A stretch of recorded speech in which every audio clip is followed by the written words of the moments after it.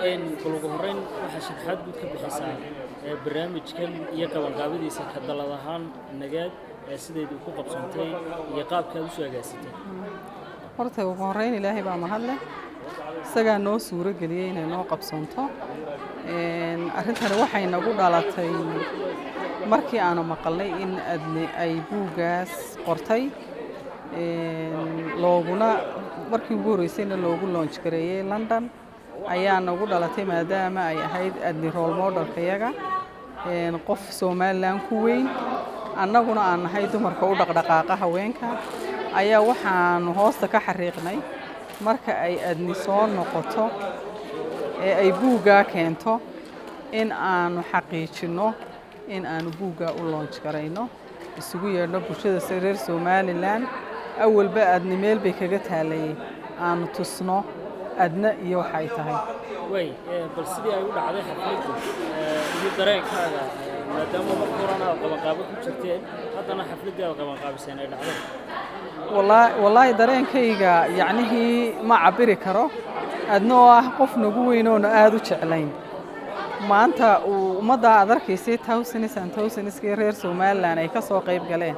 inta kale ee bulshada ee daawanaysaana ay ka sii badan tahay trend la gaarsiiyay muxuu ahaayay Twitter-kii oo maanta cid inaga horeysa aanay jirin runtii shucuurtaydu aad bay u sareysaa mana soo koobi karo gabagabadii halkan aad uga mahad celinaysaa oo idin kala qayb qaatay nagaad ahaan bandhigga noocan ah inaad qabataan dhammaan waxaan uga mahad celinayaa horta ummadda reer Somaliland waxaan u mahad celinayaa madaxdii nagala soo qayb gashay waxaan u mahad celinayaa bulshadii dhalinyarada ahayd idinka bahda miidiyaha waan idin mahad celinayaa waxa kale oo aan u mahad celinayaa shaqaalahayga iyo haweenweynaha reer Somaliland iyaguna kaalinta mugale ka qaatay in xafladaasi suurto gasho waxaan u mahad celinayaa kambaniyadii nagala qayb qaatay ee suuro geliyay haday tahay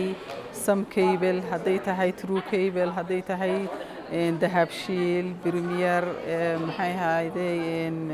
Samtel Telesom dhammaan cid kasta oo buugii iibsatayna si gaar ah ugu sii mahad celinayaa kambaniye iyo shakhsiyaad iyo cid kasta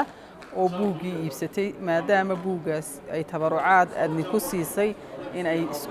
dhakhtarkii dib ugu dhisto oo waxyaabaha ka maqan ay ugu habayso reer Somaliland ah meel waxtar u leh marka dhammaan ummadda reer Somaliland ka soo qayb gashay waan u wada mahad celinayaa idinkana aad baan idinku mahad celinayaa waxaan u mahad celinayaa oo aan marnaba la ilaaweyn dhalinyaradii yareed ee social media nogala shaqeynaysay ee gaarsiisay halkii ugu sareysay Twitter-kii iyo Facebook-kii taariikhda idin xusi doonta baan leeyahay dhalinyaradayda yarna soo barbaara insha Allah wassalaamu calaykum ama anu mahad celintaan doonayo ilaan kamaan hadlaynin أساساً كده جينا يس.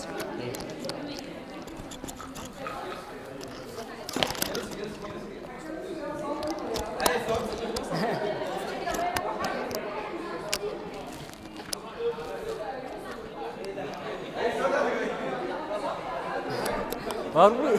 كالك واروي تي سليم لما قلقل يعني